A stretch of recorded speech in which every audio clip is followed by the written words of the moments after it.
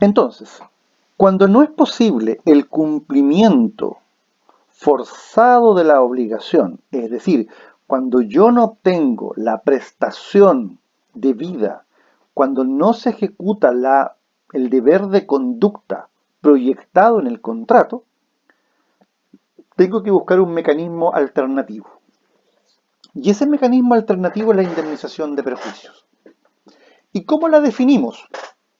Como aquella cantidad de dinero que debe pagar el deudor al acreedor y que equivalga o represente lo que a éste habría obtenido con el cumplimiento efectivo, íntegro y oportuno de la obligación.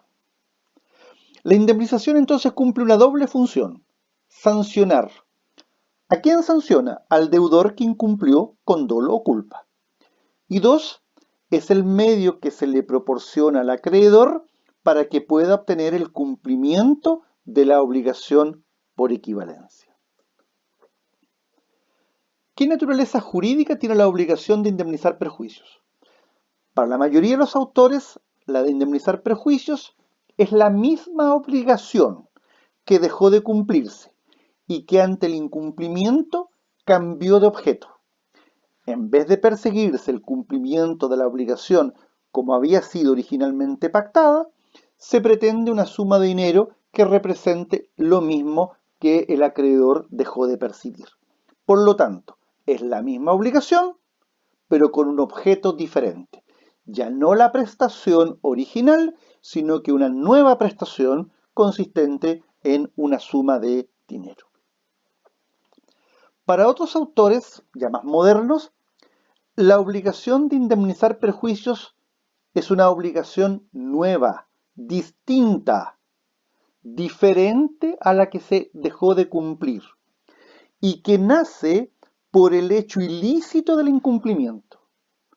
A ver, en derecho estamos acostumbrados a concebir la expresión hecho ilícito cuando nos referimos a la responsabilidad civil extracontractual, cuando violamos el deber jurídico de no dañar a otro. Y ahí decimos, mire, el comportamiento es ilícito del agente. Pero en materia de responsabilidad patrimonial contractual, hay doctrina que plantea que también constituye un hecho ilícito el incumplimiento doloso o culpable del deudor. Por lo tanto, para esta corriente, la obligación de indemnizar perjuicios es una nueva obligación que surge a raíz del hecho ilícito llamado incumplimiento. Quienes sostienen esta postura son aquellos que abogan por la llamada unidad de la responsabilidad civil.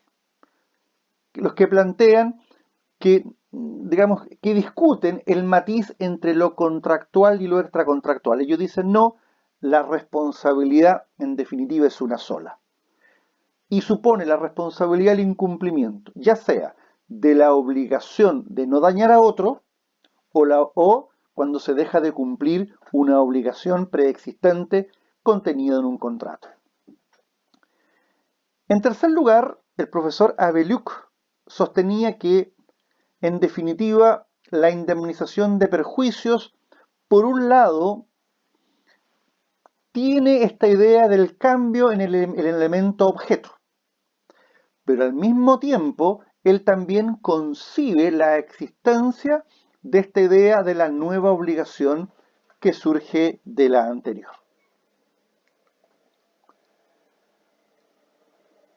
Indemnización de perjuicio, derecho subsidiario.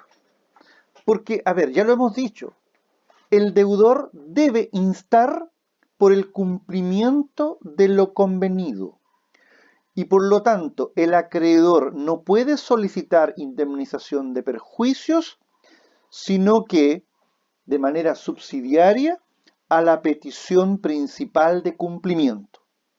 Es decir, no es posible demandar la indemnización sin haber pasado y agotado la vía del cumplimiento. Esto, insisto, es sin perjuicio de lo que yo ya les he expuesto anteriormente, de que hoy en día se concibe que es el acreedor quien predetermina el derecho a ejercer, y por lo tanto él podría, sin haber pasado por cumplimiento o resolución, instar por una acción indemnizatoria por vía directa. A ver, ¿por qué razón? Porque tratándose de las obligaciones de hacer y no hacer, el legislador en los artículos 1553 y 1555 permite la acción indemnizatoria directa, sin que se haya agotado previamente la faz del cumplimiento. Entonces lo que se sostiene es, si se permite la demanda directa en obligaciones de hacer y obligaciones de no hacer, ¿cuál es la razón por la cual se impide tratándose de las obligaciones de dar? Más aún, cuando el 1489 se pone en el caso de alguna manera, del incumplimiento de una de las partes, evidentemente. Pero no impide el 1489 que la indemnización pueda ser formulada como petición principal. ¿Cómo se clasifica la indemnización de perjuicios? Compensatoria y moratoria. Y nuevamente, para estos efectos, les solicito tengan muy presente el artículo 1556. ¿Por qué? Porque la indemnización compensatoria comprende dos de las hipótesis de esa norma y la indemnización moratoria comprende la tercera hipótesis de la misma norma. ¿Cuál es la indemnización compensatoria? Es la cantidad de dinero que debe el deudor al acreedor y que equivale a lo que habría obtenido el primero con el cumplimiento efectivo e íntegro de la obligación. Por lo tanto, la indemnización es compensatoria cuando el deudor, con dolo o culpa, no satisfizo la prestación. Y dos, cuando el deudor, con dolo o culpa, satisfizo la prestación de modo parcial o imperfecto. Problema.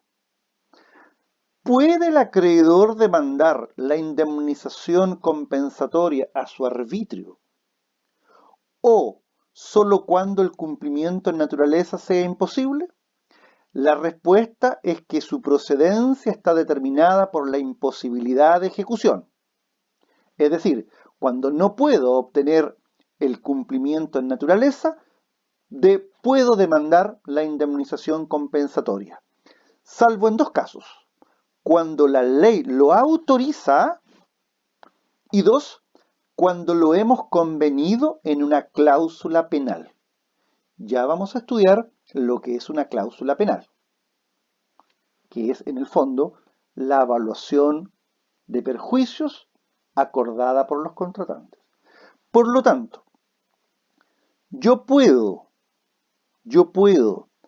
a mi arbitrio demandar la indemnización sin haber obtenido el cumplimiento en naturaleza cuando la ley me lo permite, como por ejemplo en materia de transacción, artículo 2463, y dos, en la cláusula penal. Ahora, ¿qué es la indemnización moratoria?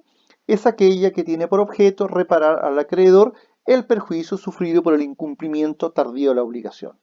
Por ejemplo, cuando me pagan la renta un mes después, ahí están los intereses. Cuando me pagan el crédito un mes después, están los intereses. Los intereses, en el fondo, son una manifestación de la indemnización de perjuicios moratoria. Requisitos de la indemnización de perjuicios. Por favor, esto es esencial. Esto a ustedes les va a permitir mañana sacar adelante un juicio o perder irremediablemente un juicio. Requisitos para obtener la indemnización de perjuicios. Primero, tiene que acreditarse el incumplimiento del deudor de una obligación emanada de una fuente, contractual, cuasi contractual. 2. Que se pueda imputar al deudor incumplidor el dolo o la culpa. No puede entonces concurrir a su respecto una causal de exoneración como el caso fortuito. 3. Se le debe causar al acreedor un daño o perjuicio. 4. Ha de existir relación causal entre el incumplimiento y los perjuicios. Es decir, los perjuicios deben ser consecuencia del incumplimiento. 5. Que no exista una causal de exención de responsabilidad del deudor. Las vamos a estudiar. Y en sexto lugar, el deudor ha de estar constituido en mora. Estos 6 requisitos deben estar presentes, tanto cuando se demanda indemnización compensatoria como cuando se demanda indemnización moratoria.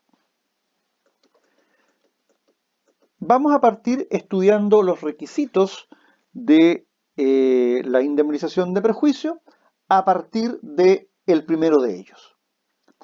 Primero dice que existe incumplimiento.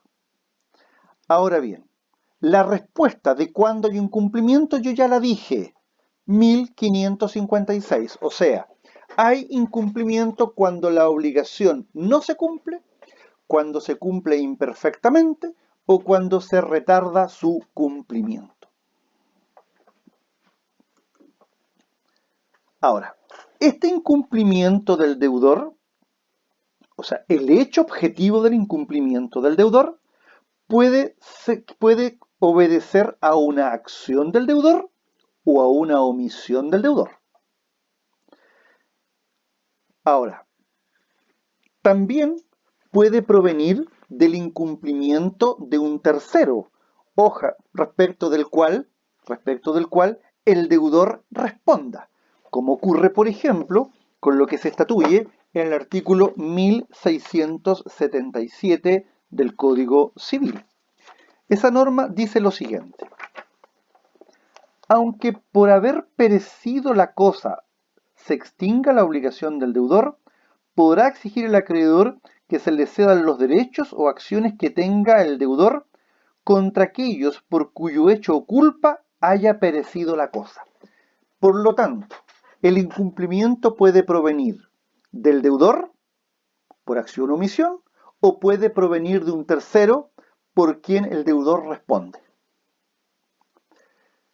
Ahora, también habrá incumplimiento si el acto lo realizó el representante.